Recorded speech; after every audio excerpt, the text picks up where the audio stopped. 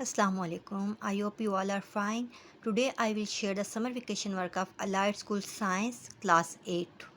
Activity number 1. Draw and discuss the genetic diagram to show a cross between a man heterozygous for brown eyes and a woman with blue eyes. तो मैंने यहाँ पे जो genetic diagram बनती है वो भी शेयर किया है एंड जो भी एक्सप्लेनेशन है वो आप काइंडली चेक कर लीजिएगा.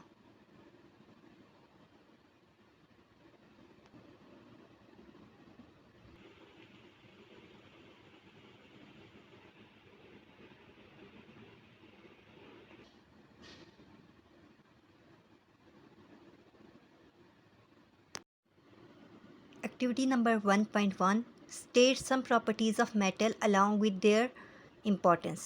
तो यहाँ पे कुछ प्रॉपर्टीज़ मैंने एक्सप्लेन की हैं. Thermal and electrical conductivity, physical state, lustre, hardness. Page number 59 आपकी बुक जो साइंस की है उस पर ये वाला टॉपिक है, तो आप काइंडली वहाँ से भी देख लें. अपनी पसंद की भी आप वहाँ से प्रॉपर्टीज़ लिख सकते हैं. काफ़ी सारी हैं उसमें. फिज़िकल स्टेट है, मलिएबिलिटी है, डक्टिलिटी है, और भी हैं, आप वहाँ से देख लीजिएगा.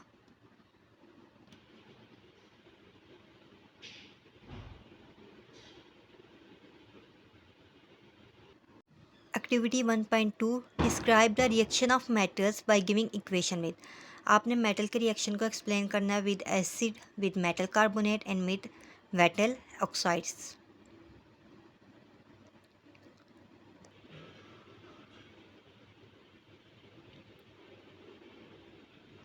Activity 1.3 right the names, formula and the uses of at least 5 salts.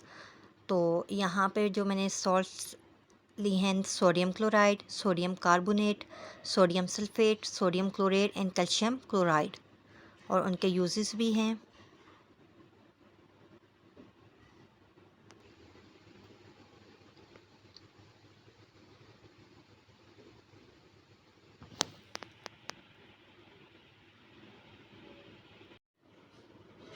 Activity number 2 draw the diagram of a hydroelectric power station and also explain the formation of electricity. तो यहाँ पे फॉर्मेशन ऑफ इलेक्ट्रिसिटी भी explain है और इसकी diagram भी. आप यहाँ से देख के लिख लीजिएगा. डायग्राम को क्लोज से देख के बना लीजिएगा.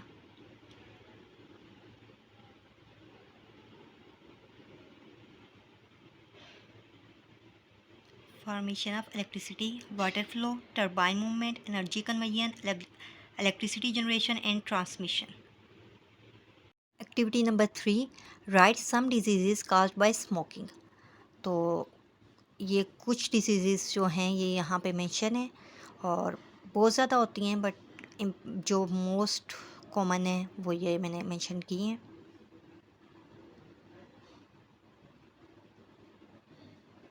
Activity number 4 describe some energy sources for everyday use. तो इस डायग्राम में आपको एनर्जी एंड एनर्जी सोर्सेज दिए गए हैं, तो आप कोई से भी लिख लें.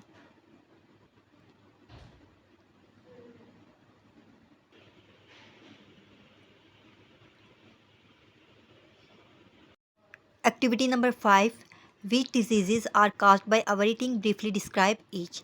तो यहाँ पे डायग्राम में जो है यहाँ पे कुछ नेम दिए गए हुए हैं, आप इसमें से कोई भी एक्सप्लेन कर लें.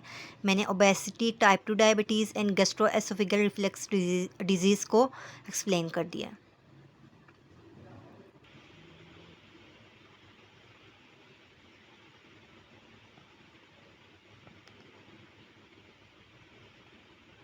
Activity number 5.1 how to keep fit and healthy. Write your activities to keep yourself fit and healthy. तो यहाँ पे एक्सप्लेन कर दी हैं सारी activities.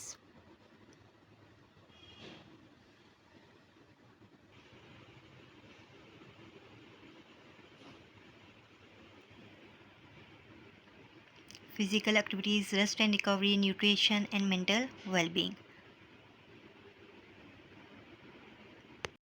Activity number 6 what is the purpose of cloning. Describe any one example on cloning.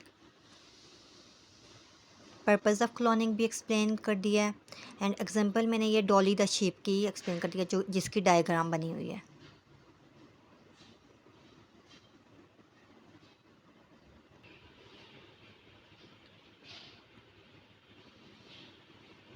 Number 7.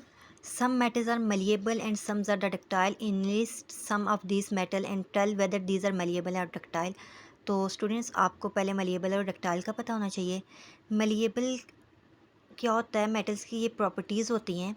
मलिएबल होता है कि आप जो मेटल है उसको ब्रेक किए बगैर उसको शीट में कन्वर्ट करते हैं, और डक्टाइल जो होता है उसमें आप मेटल को वायर्स में कन्वर्ट करते हैं। तो ये कुछ मेटल्स हैं जो मलिएबल भी हैं और डक्टाइल भी हैं। इनमें एक जिंक है जो मलिएबल है बट डक्टाइल नहीं है। बाकी जितनी भी हैं वो सारी मलिएबल भी हैं एंड डक्टाइल भी हैं। Activity number 8, topic inheritance and selection. तो आप लोगों ने ये खुद फिल कर लेना है। मैंने इसके आंसर्स जो हैं यहाँ पे मेंशन कर दिए हैं, तो आप लोग खुद फिल कर लीजिएगा।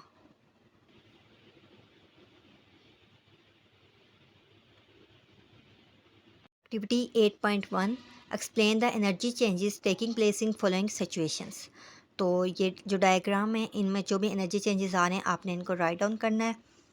तो फर्स्ट जो डायग्राम है इसमें रिफ्लेक्शन है, सेकंड में थर्मल एनर्जी, थर्ड में मैकेनिकल एनर्जी।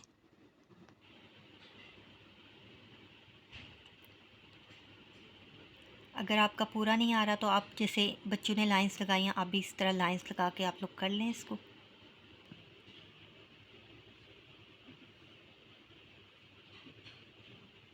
नेक्स्ट पेज भी इसी से रिलेटेड है, एक्टिविटी 8.1।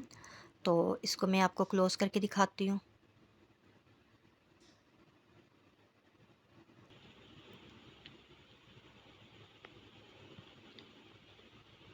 जो फर्स्ट डायग्राम है इसमें इलेक्ट्रिकल चेंज है, सेकंड जो डायग्राम है इसमें इलेक्ट्रोमैग्नेटिक एनर्जी जो है वो यूज़ हो रही है।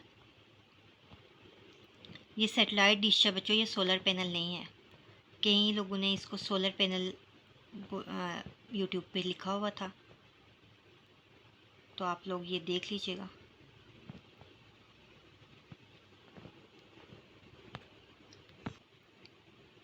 देन इन दोनों डायग्राम्स में मैकेनिकल एनर्जी यूज़ हुई है।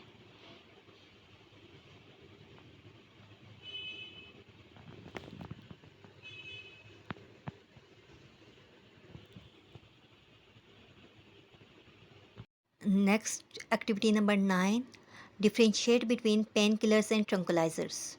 तो इनका डिफ्रेंशिएट जो है वो यहाँ पे कर दिया है कि आपने पहले पॉइंट्स लिखने हैं फिर उनको एक्सप्लेन करना है। पर्पस क्या है इसका, uses, mechanism, duration of action. तो जितने भी पॉइंट्स हैं आपने यहाँ से देख के लिख लेने। Activity number 10, define the following terms. तो इसमें डेफिनेशंस हैं। फर्स्ट डेफिनेशन है heterozygous, then homozygous, then artificial selection and natural cloning. Next page भी हैं पे भी हैं। क्लोज मैंने कर दिया है क्योंकि बाज़ बच्चों की कंप्लेन आती हैं कि हमें सही से नज़र नहीं आ रहा, तो आप लोग देख लें।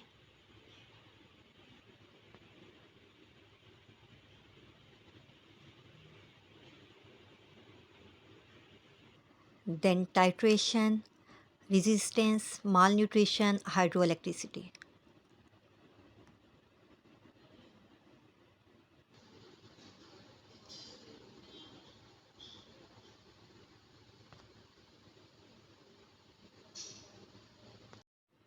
Activity number 11, what are the causes of water deficiency on earth। तो ये मैंने फ्यू कॉजेज़ जो हैं बच्चों को करवाए हैं, आप ये लिख लें।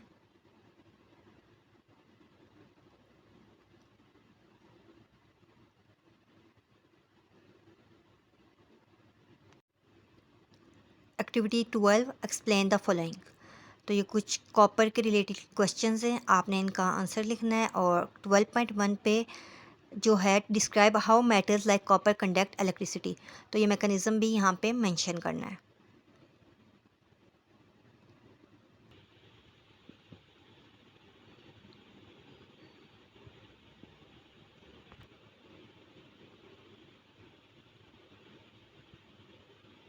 Activity number 13, state the safety rules which must be follows while working in laboratory.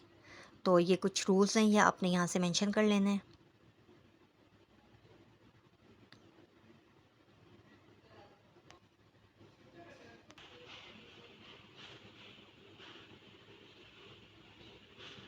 Activity 14, write down the causes and symptoms of each of the following deficiency diseases. तो फर्स्ट है एनीमिया, सेकंड है क्वाशियोर। तो इसकी causes and symptoms mention है यहाँ पे।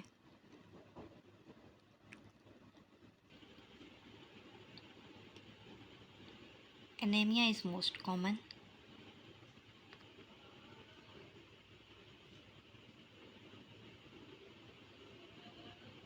Next है rickets, then scurvy. इनके भी कॉजेज़ एंड सिम्टम्स मेंशन है।